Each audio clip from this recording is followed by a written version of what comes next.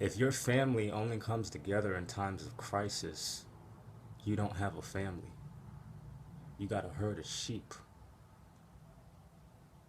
Because it takes crisis in order for sheep to understand the value of being organized, having a leader, having appointing leadership positions, having some type of organization, um, tapping in. You know what I'm saying? It's like if your family only wants to come together for a greater purpose than themselves during a fucking crisis, during a death, a funeral, a sickness, whatever the fuck, you ain't got no fucking family. Let me tell you something, man. There's two kinds of people in life. It's really three. There's positive, there's negative, and there's relatives. Man, let me tell you something, bro. There are two types of family. Family related by blood and family related by purpose.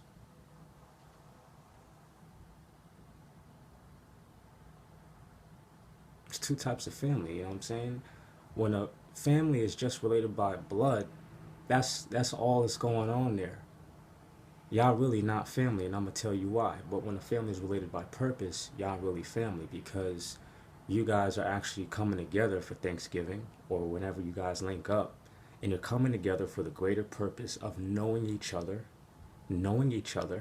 and supporting each other's progress in meaningful ways. So we can't support each other's progress as a family if we don't know each other. If we just don't know each other, if we don't really care about each other's goals, aspirations, if we don't have any aspirations or goals to care about or share, then there's nothing to know. There's nothing to know. Um,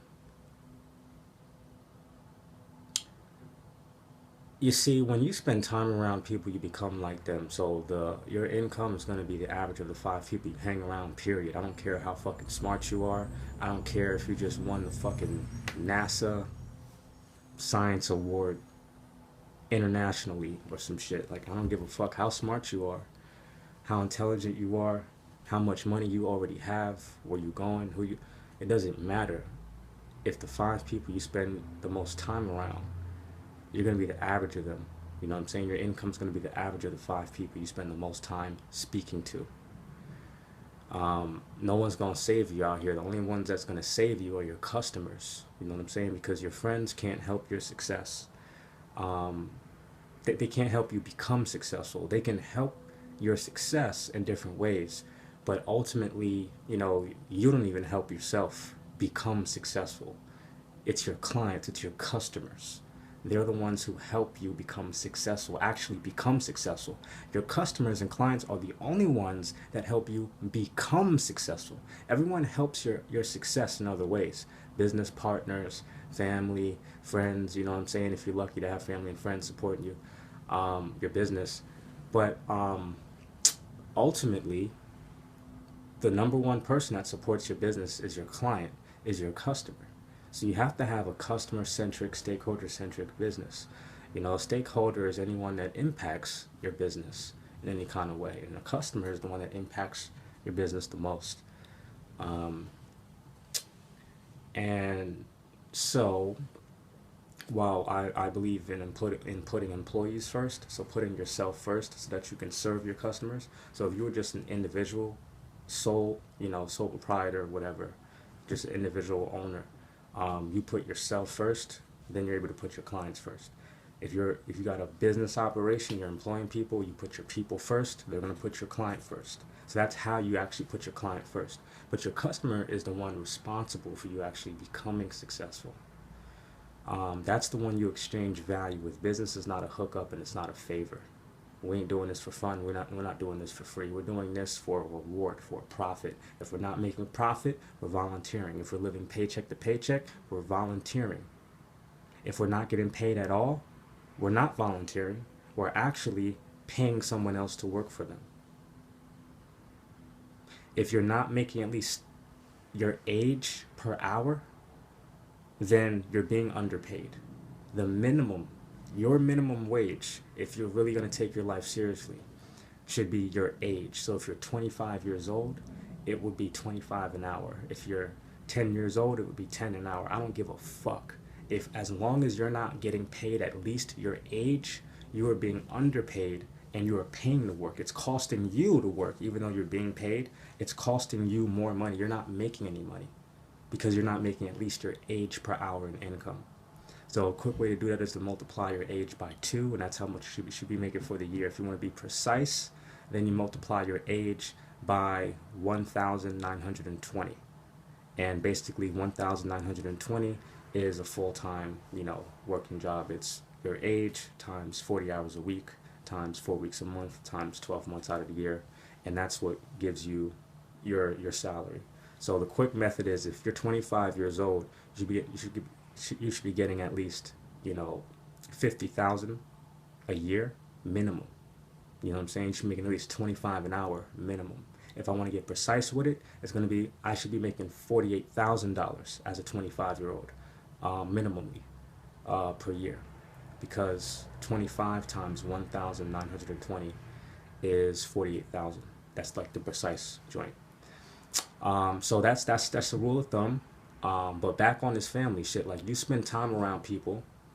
Well, guess what? Like, the heart, which pumps life force, our blood around our body, what powers the heart is electricity, vibration.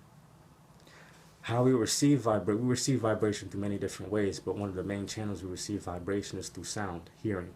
So our eardrums, and I forget what this, we learned it in science class, but this outer part of the ear is what captures the sound and channels it through the ear canal, and then your eardrum vibrates, and then somewhere in there's like the cochlea, don't know the fucking names, but it produces electricity. You know what I'm saying? Charges your brain, which powers your heart.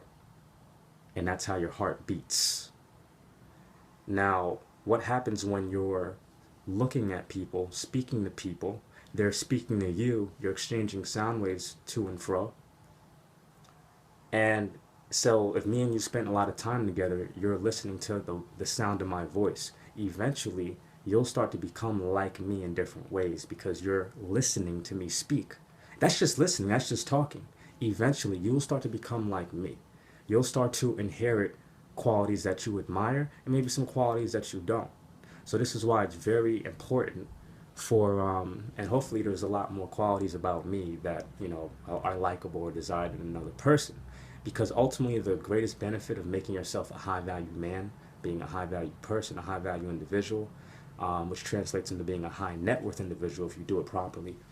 The ultimate value is that you get to give permission to other people to do the same thing, and they can become better than you. I'm the type of dude that I have principles and shit.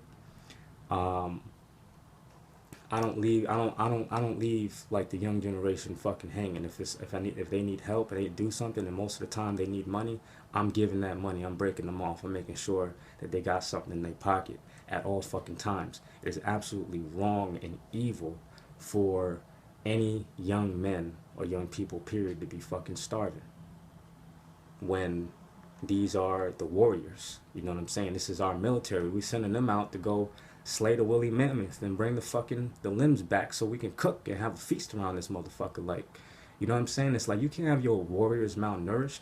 If you want to determine the health of a family and where a family is going, you look at the younger generation. And if the younger generation is not being taken care of, if they're broke, if they're being ignored, if they're not being known and understood and supported in a meaningful way, well, that shows you the fate of the family. And because families aren't already doing it, most likely it's too late for most families to turn the shit around, because it's just been so habitual. And when you grow up into something and you're living like something for such a long time, you begin to believe that it's normal. It is your normal for you to just ignore, your younger generation, because you've been doing it so long. No one ever stepped in and said, hey, make sure you take care of your young, because at 18 they still need nurturing and guidance. And most likely, if they black at 18, you know what I'm saying, they didn't have masculine in the home. What they had was child support, but now that child support just got cut off. So now the mother got to become more masculine, and now she's less nurturing than before if she was nurturing in the first place. And now that young man or young woman has it even harder. You know what I'm saying? If there's no father in the home, you know what I'm saying? Most, these black families, that's what it is. There ain't no father in the motherfucking home. You know what I'm saying? So we already got that working against us. We have gaps in knowledge because we're growing up in households where we, the men that, we see with our mothers, they're not treating our mothers the way they need to be treated. So we're not getting an understanding of actually how to have a successful relationship naturally. So we're actually emotionally confused because we're emulating poor behaviors from how we grew up because we think that that's the way things are supposed to be. And that's a part of, poverty. You know what I'm saying? I recently wrote a post on Facebook talking about how when I was little, basically, I used to pee on the floor. You know what I'm saying? So the last, let me bring this motherfucking Facebook post up because I can speak it, but sometimes you just write things so well to where like it's easier to have like script, and that's kind of like what I do when I'm on the phone with certain clients. Is I have a structured guideline of the questions that I'm going to ask because as a boss you're just doing too many things. So all professionals have a structured communication letter that they read to clients. You make it as natural as possible, but you have a structure in front of you at all times guiding the conversation towards the conclusion you want it to have. And I'll get into my business processes lately, but part of my book, Be a High Value Man, Create a Successful Life, and Own the Heart of the Woman of Your Dreams, I'm going to be sharing lessons on actually how to acquire wealth as a young man, because my knowledge and my experience is valuable because I've had certain experiences. I've brokered venture capital meetings with billionaire venture capital firms. I've been able to raise capital for startup companies. I've worked with startup companies. I've built teams. There's a lot of things that I do. Let me read this. Let me get into this. But yeah, so really quickly back on like, who you're around and people are listening to you. You're becoming like them because you're taking in their sound vibrations, and that's being used to power your brain and your heart. Well, that's, it doesn't matter whose blood you share because eventually the blood that circulates through your vein will adapt and become like the DNA in the blood of the people around you, period. So whoever you're spending your time around the most, that's who you become like anyways. And you become less related to whoever you originally came from because you're not listening to them. You're away from them. You're a different person. You're a different energy. You're a different spirit. This is the blood that runs through our veins. This is a part of us. These are fueling our cells, our cellular growth. At the left, you want to break me down. My name is Brian James. In business, I'm Brian J. Fleming, but everybody calls me Brian James. If you want to break me down to a microscopic level, I'm a fucking cell. I'm trillions of these fucking cells. Tiny as fuck. You know what I'm saying? But that's life. One cell, skin cell, heart cell, brain cell, whatever cell, right? That's life. You feel me? That's a part of me. So let me read this. Let me get into this real quick. When you got 4 people sharing a 1-bedroom apartment, someone's usually going to be using the bathroom when you have to go. As a result, I used to pee on the floor. I grew up like this. I just couldn't hold it under any circumstances and would pick a corner and go right on the carpet. By the time we moved out of that place, there was this putrid urine smell. And when the landlords ripped up the carpet, it was all in the floorboards, a total mess. I didn't see anything wrong with myself. I was simply just doing what I felt was my best natural alternative. I was like 10 or 11 around then. And back when I was like 5 or 6, I would pee on the carpet at another 1-bedroom place where only me and my mom stayed. So originally I had, originally it was, 2 people in a 1-bedroom, then it was 4 people in a 1-bedroom. And most likely when you have 4 people in a 1-bedroom place and you need to go to the bathroom, somebody's in there. So I was young, you know what I'm saying? I used to just go and pee on the floor. So the biggest problem was space and basic amenities. It seems like the less resources you have or the harder you have to work for your resources, the more animal-like you are in nature. Added on top of that, you grow up like that thinking it's just the way things are. This is normal. It's just the way things are. So you don't see anything wrong with it because you grew up in it, and you believe it's okay and right because you grew up in it. One, on top of that, you had no consistent guidance in your life, but when you became 18, you're expected to perform like someone who's already well equipped, prepared, loved, and invested in prior. Because no one really knows your background, they expect you to be fine.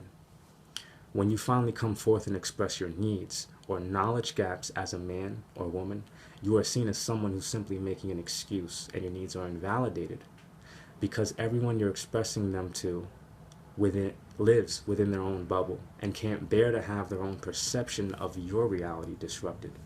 Everybody has a self-fulfilling prophecy, especially the the mediocre minds on the planet. 99% of the population, most of them thinking mediocre. Well, 90%, I would say. And then you have a lot of people failing, and failure is not a bad thing. It's just performance underneath your true potential, and then you have success. So in the last video, we talked about how success is heaven, failure is hell, but mediocrity is purgatory. So sometimes to get success, you got to stay in failure. You got to stay in the soil and expand your roots a little longer, and then you can come up and be successful. But don't settle for being mediocre. Don't settle for just average, basic, bare minimum. Have some fucking standards and have them be so convicted about your standards that you don't negotiate them for anybody, not even God, not even the universe. I must be rich. I must be wealthy. I have to have I have to be compensated a minimum of $1,000 a week if I'm 25 years old. A minimum from a business client or, you know what I'm saying, a fucking job. A minimum. A minimum. And I will not take no for a fucking answer. It has to happen. Why does it have to happen? Because it has to happen. Because this is my value. It's not because I say so. It's because this is my value and this is what I'm worth. And I will accept nothing less than my worth. My worth is here. My worth, you're either going to pay me this or you're going to pay me above that. But you're not going to pay me anything less. Otherwise, you don't get to have me. Because time is what's most precious. Money is just a tool. You know what I'm saying? My time. But the way you compensate me shows me how you value my time. You know what I'm saying? And if you're compensating me less than what my age is per hour, you don't value my time. You're not an organization I want to work for. Maybe you're not able, but maybe if you're going to pay $15 an hour for a job, find some 15-year-olds. If you're going to pay $16 for it, find some 16-year-olds to do it. But don't expect no young grown man to take that, you know what I'm saying, in 2020. It's not fucking happening. So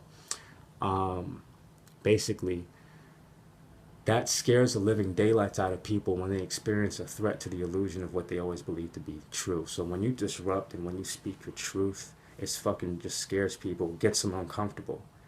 And you know, it's because there's truths that they've been running from that they don't want to face or own up to themselves. And that's just what it is. There's an incredible video by a YouTuber called Asha Renu. And Asha is spelled A-S-H-A. Renu is spelled R-E-N-U. And he has a video called Are You Built for Success? It's about 30 minutes long. I highly recommend it. He really gets down. He's a brother I mean, he really gets down about the particles and subatomic particles and how when you line yourself with the subatomic particles in the universe, and you know, success is light, it's not really heavy. And he talks about the masses and why your mind has to be stronger than literally 99% of the population on the planet in order for you to be successful. And no soft motherfuckers become successful. Basically, I'm gonna actually attach a link to that because that video is so good, so fucking good. Dude is a genius, straight genius. But yeah, that's what it is. It's like when you disrupt that reality, it just makes people, you know, uncomfortable. I said, today I'm an author, I'm a badass consultant, I'm a team builder, I'm a sales professional, I'm a deal closer, I transform businesses and people, I restore relationships, I make other people wealthy as well as myself. I make sure I look out for the younger generation. I don't let them go broke or hungry. I make sure they have something. I make sure they have some cash to take with them before I give them advice and send them on their way. A lot of motherfuckers are just going to give you advice and sun you and then send you on your way. But what a lot of people are not doing when they should be doing is asking you, hey, what do you need from me in order to be successful? What resources do you need from me in order to be successful? Like, people actually investing in your outcome. If someone wants to go tell you, hey, go do something, go do this, you should do this. Well, they should be fucking paying you so that you have the ability to do that. They should make sure you have something, or they should at least ask you, hey, what do you need from us in order to make this happen? What do you need from us? Because that is what makes a relationship mutually beneficial. And a lot of this old sick fucking generation, they don't believe in that shit because their parents grew up in poverty. So they've been educated from people who grew up in poverty and depression and, the actual depression and recessions and things like that. Very low economic states. So that's where they get their education from. You know what I'm saying? And if you're black, your parents got the education from children whose parents were sharecroppers, whose parents were fucking slaves. And how really good is that information? You know what I'm saying? One thing, I said something else on LinkedIn. I said our people are in the position we're in because we've been robbed of a knowledge of self by our oppressor. So when we've been robbed of our value, we don't know what our value is. Your value is your understanding and appreciation of who you are. Like, to know yourself, a knowledge of self is to value and appreciate yourself and to know who you are and what you're worth. When you know that, you're able to assess accurately other people's worth and know other people's worths better. But when you have been robbed of a knowledge of self, you don't value yourself and you don't value anyone else that looks like you, and vice versa. So there's no chance for cooperation of any kind, compliance, harmony, working together, organizing something, actually being successful, because we don't have a knowledge of self. We don't have a true understanding and appreciation of each other's value because we don't know our own value, and we haven't been valued growing up. So that's what it is. I know that if the men aren't taken care of, then no one will be taken care of. If men are not taken care of, no one will be taken care of. We put a lot of emphasis on taking care of women, but we neglect those who are responsible for making sure that women and children are taken care of. If you don't take care of the young men in your family, you won't have a family. I put that on my life's work. I've studied this immensely. I've invested years and years and years, my whole life, in achieving perfect knowledge, wisdom, and understanding of the subject. No family, no community. No community, no family. No man, no woman. No woman, no man. No family. And that's what it is. No family, no community, no community, no family, no man, no woman, no woman, no man, no family, bro. Like, you have to take care of the family so the family can take care of the community, community takes care of the family. But you got to have a man and a woman working together successfully in order to make that happen. Just facts. There's no way around it. So the other thing that I said on LinkedIn,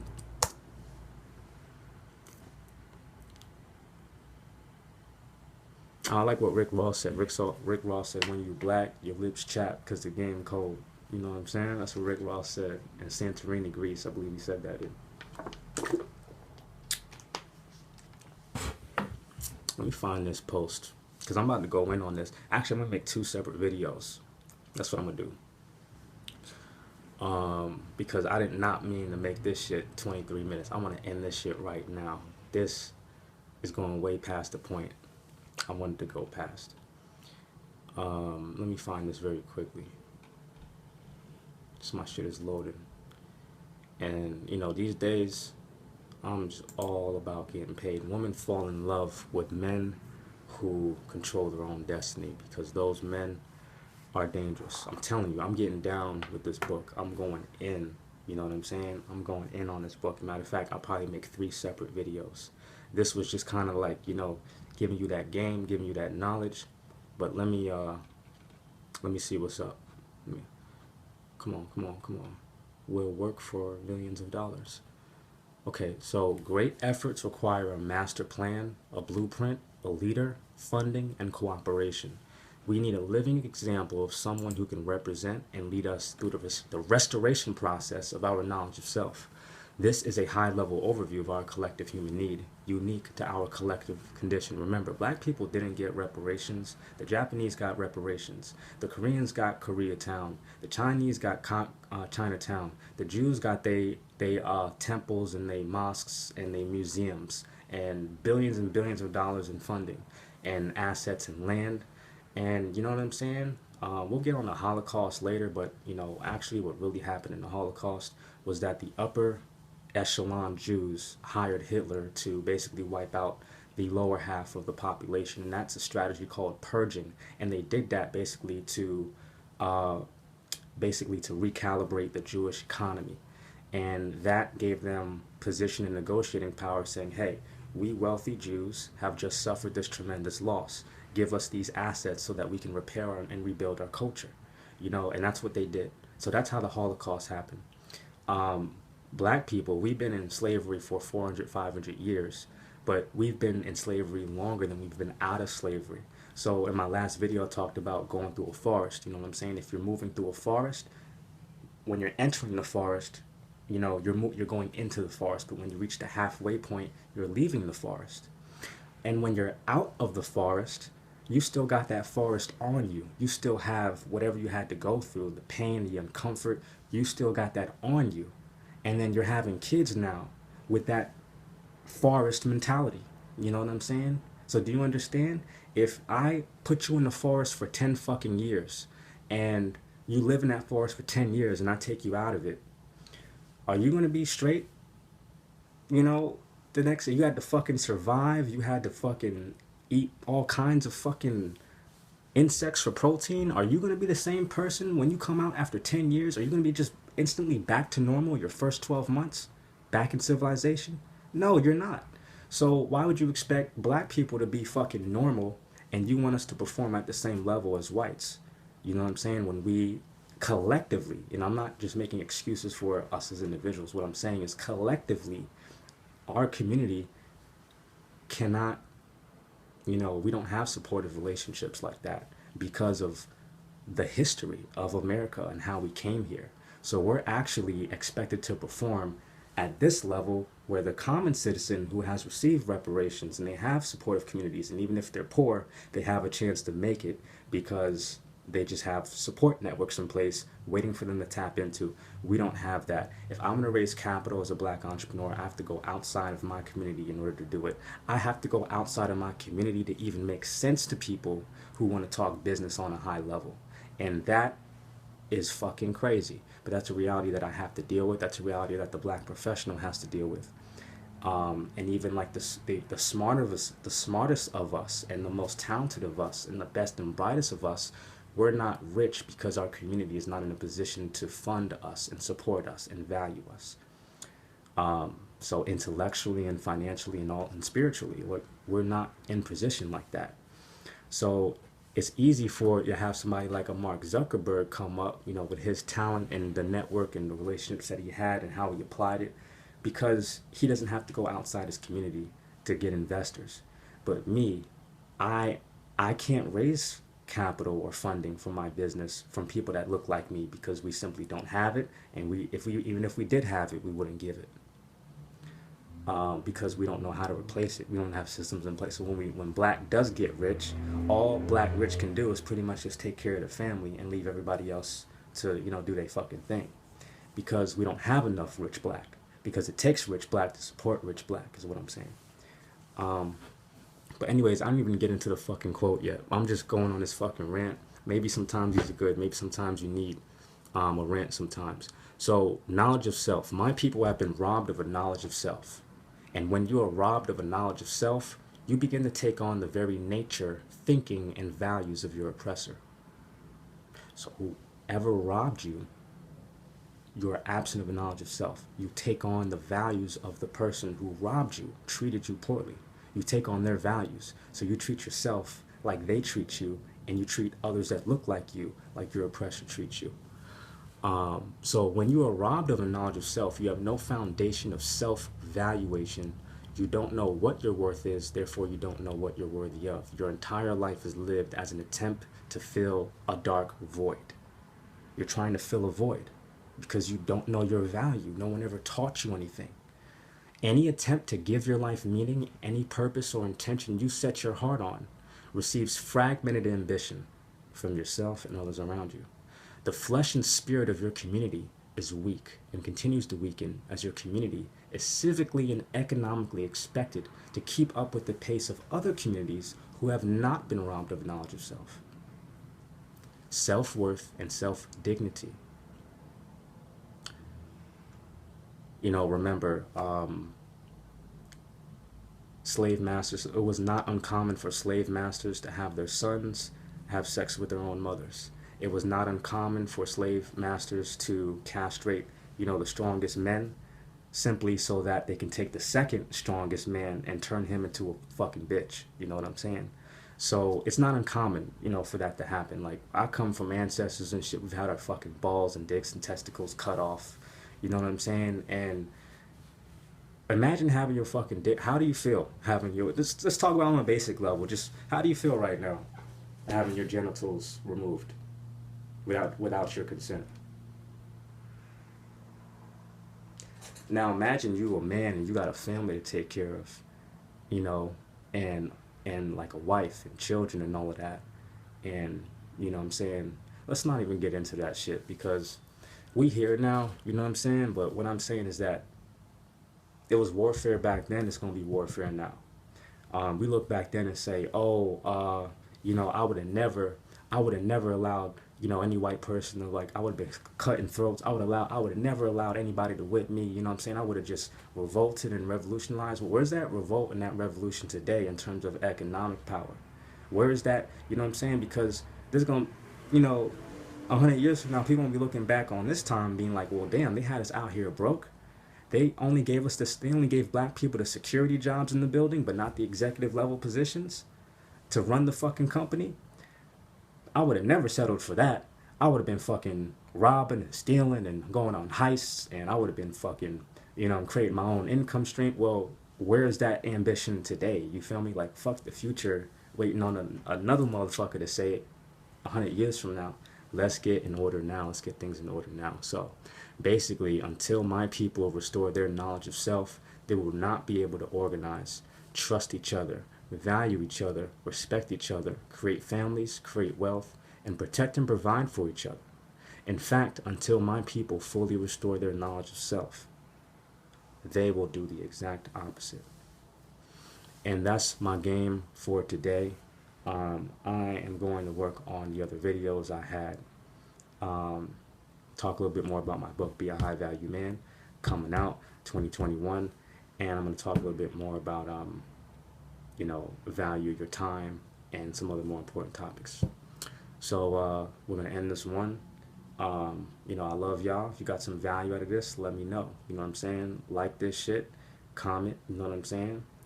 And, just let me know if you got some value. Let me know what you took away. And if you got anything to teach me, let me know, because I love to learn. I'm always learning, and I'm a listener. I'm not too much of a talker. I got to talk because I got to get this value out. But this is a result of me listening and asking questions and being fearless when I'm asking questions and approaching and speaking to people and learning and taking risks and reading books.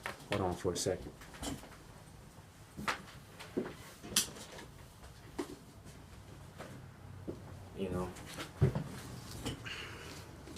So reading books, communicate to influence, that shit help me with my sales.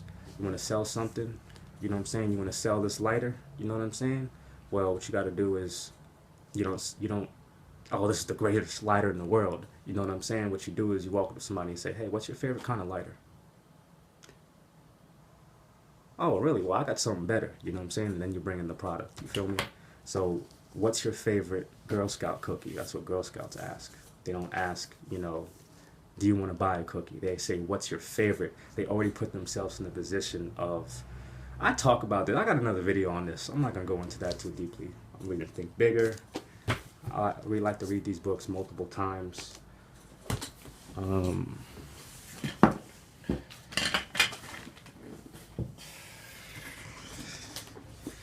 This book is one of my favorite books of all time. It's called The Heart Aroused by David White. Crazy game in that book. You know what I'm saying? Crazy game in this. TD Jake's Destiny. This is a gift. Black software engineer gave this to me, gifted this to me. This is another one, rework. You know, I'm not going to go into detail about these too many, but this is another one that's interesting in particular. This is Black Fortunes, and this talks about basically the first black millionaires, like right out of slavery. And it says, the story of the first 6 African Americans who escaped slavery and became millionaires, Black Fortunes. So a lot of these dudes actually had to carry pistols and guns on them, because if poor people were dealing with the KKK, then these black millionaires were dealing with, like, you know, elite level KKK, like assassins and shit, you know what I'm saying? So they had to really keep it on them at all times. And so that book gets crazy. That one's by Shamari Wills. But I'm gonna end this here because, you know, we just been rapping like all day. I got books on books, you know what I'm saying? And I got Charlemagne's book here too, Black Privilege. I like that book. Haven't finished it yet, but looking forward to it. Art of War. You know, Leadership Defined. This is good. And then Charlemagne's Black Privilege is over here. Oh, there it goes. And what I'm about, I think I'm like halfway through, but I gotta start over because I put it down. I had to focus on some business, but this is a really fascinating story, you know. And I don't agree with everything. You're not supposed to agree with everything, but what you're supposed to do is supposed to enjoy. And I fucking enjoy this book a lot. This book is fucking awesome. So yeah, that's that. And you know, I will attach that link, like I said, to that other brother's video. And you know, I appreciate, you know, the viewership. And you know, let's get it. It's time to get it. You know, it's time to really review our purpose, mission, and vision in life every day. We got to know how much we're worth. We got to place a value on our time, minimum hour age per hour. If you can't pay that, well, you know, I don't fit in your budget. I'm sorry, you can't afford me. There's plenty of opportunities out here. There's online, there's remote work, there's freelancing work. There's so many different opportunities. In fact, there was one freelancer, I forgot his name, Rob something. I'll post a video to that podcast as well. Young white dude, you know what I'm saying, basically made like $9,000 in 1 month through copywriting, freelancing, something that I do. But he walks us through his story of how he was able to make $9,000 in just 30 days while working a part-time, I think it was full-time, part-time. He was working a job at the same time, but he made $9,000 on the side as a freelancer, starting from scratch basically. But his level of scratch was, he's a complete master of his craft already, and he already knows, has the prep work and templates and systems laid out. So after he had all of that, he basically started all out from scratch and said, what would it take for me to just call a random client and make money? And, you know, so by the way, we're going to end this, but the biggest thing, the biggest aspect of business is preparing. So everyone wants to start a business, but before you start it, you have to build it. And before you build it, you have to plan it. And while you're planning it and building it and starting it, you're not making money. You're not getting paid. So you got to plan it, you got to build it, you got to start it or begin it, then you got to improve it, and then you can win at it. So that's the fucking process. And I mean, the hardest project or the hardest, you know, customer you're ever going to take on is your first one, because you've never done it before. And once you get to that and you prove yourself that you can do this shit and you lay out your systems, and this is why it helps to have mentorships, because it helps to have a process to get from where you're at, point A to point D, and know, you know, just there's levels, just know how to progress. You know, it helps to have that. So yeah, we're gonna cut this here. I'm gonna tag those videos, and I'll see you guys on the other side. See you guys next time. All right.